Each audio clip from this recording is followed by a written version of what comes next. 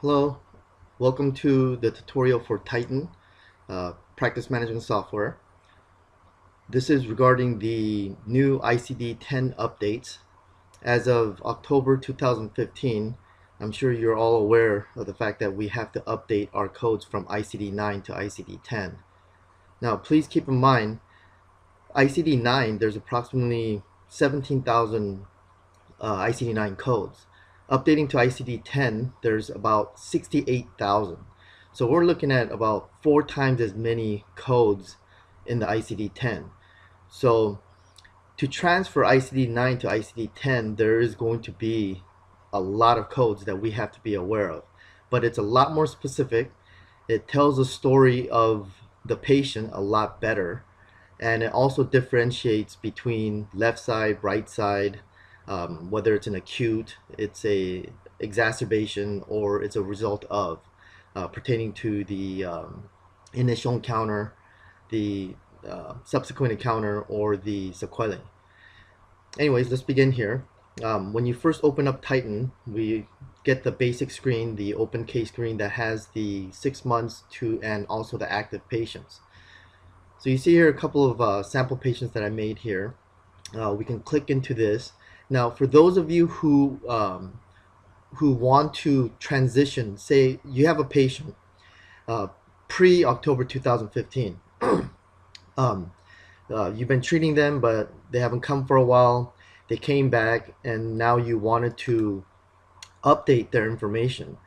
So we're not talking about active patients like in personal injury or workers' comp cases. Well, where say the patient came into your office before October 2015, you can continue to use the ICD-9 codes until the patient is discharged. However, say it's an insurance patient where you have to utilize the new ICD-10 codes. So if that's the case, you open up the patient case details here, and you'll see a button on the bottom left. It says ICD-9 code conversion. Well, if you click this to 10. And right now, this patient, if we open up the SOAP charts here, you see the codes are ICD-9. I'm going to close this. Now, if you want to convert it to ICD-10, you click here. And it says, are you sure you want to convert to ICD-10? Because once you convert to ICD-10 from 9, you will not be able to convert back to 9. So you click yes, and you'll see that these are the codes that the patient has currently been diagnosed with in ICD-9. So if you want to convert to ICD-10, it will give you options of which one you want to convert to. So for TMJ, there's just one, so you click that. Now, cervical spine subluxation, if we click here, you can see that there is a bunch of options for what you want to convert to. So if you want to convert to subluxation C2, C3, you can add that. And then shoulders sprain strain, if you want to click here, it gives you a differentiation between right, left sprains, unspecified sprains, or shoulder strain. So say it's a right shoulder sprain, and then you press transfer. It's asking you to confirm once again. Press yes, and it's now has been transferred. So if we open up the SOAP charts, you can see that it has been transferred to ICD-10. So this is one quick way to transfer codes for existing patients for insurance purposes. Now, there's a few updates that have occurred. If we close all this, you can go to the data section, billing codes. You see the ICD-9 codes and the ICD-10 codes. Now you click the ICD-10, and you'll see that you'll have them by the code, the group, service, and description. You notice that some of these are highlighted.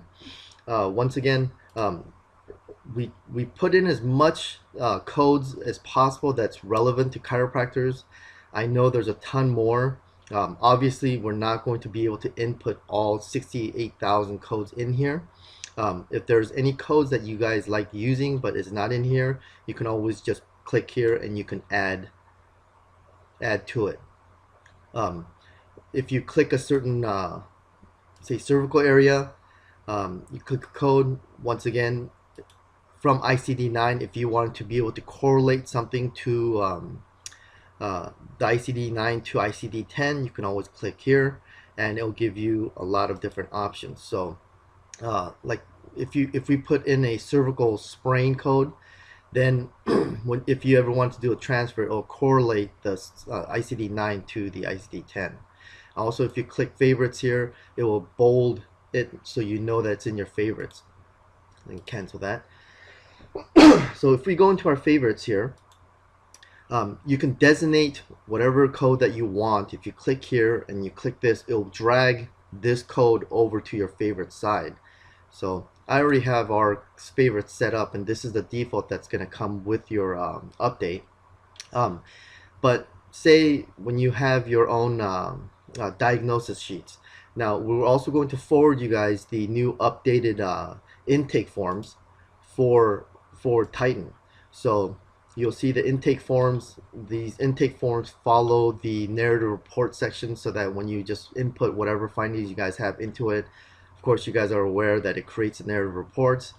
If we go to page 5, before ICD-10, the diagnosis codes were right here. So the diagnosis code was right here in ICD-9, but because of the sheer volume of the ICD-10, we had to add in a separate page for the ICD-10.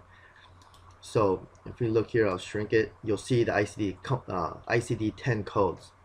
Now, once again, this is not all of it. If you want to add your own, please feel free to go into the database, and you can always add whatever codes that are not in here that you use.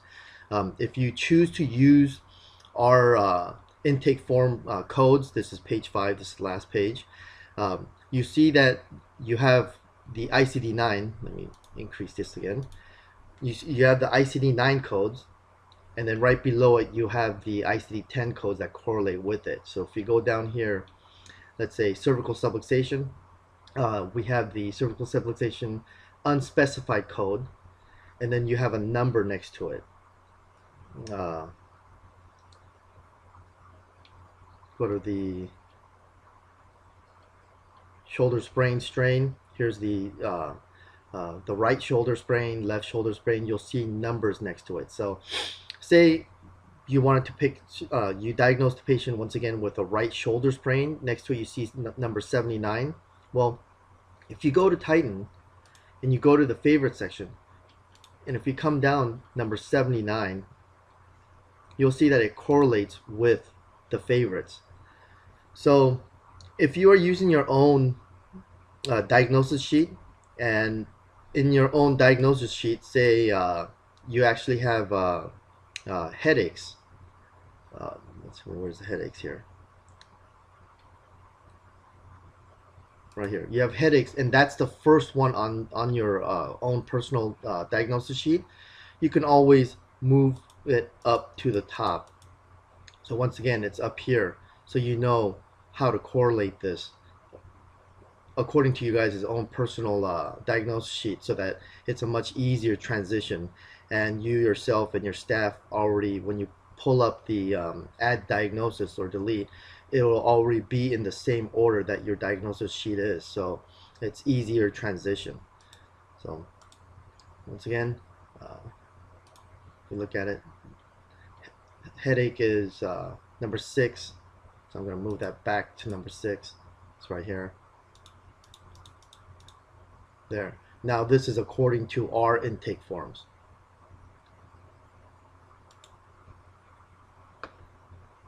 If we look at the actual intake forms, this was the initial intake form, so we can see that.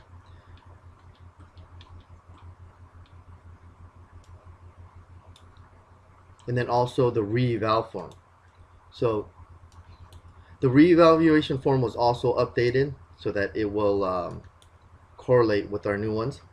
But what we did was, instead of making the re-eval forms 2 separate pages, basically we made the re-eval forms correlate with the initial diagnosis form. So if you can look at it, here's the diagnosis form. In the ICD-9 re-eval form, all the diagnoses were on here, the common ones that we use, the favorites.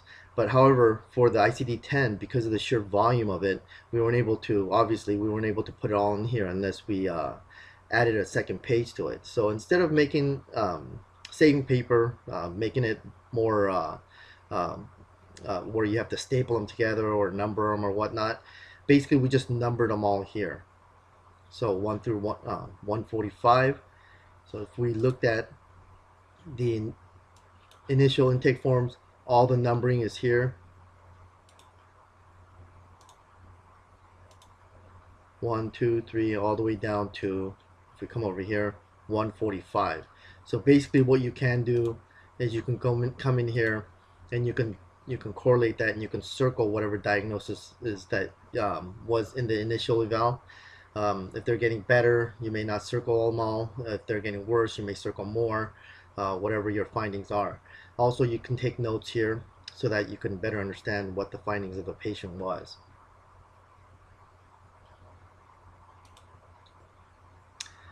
Okay, that's it. It's very quick. Uh, Good luck to you guys. I know that transitioning to ICD 10 is somewhat of a pain.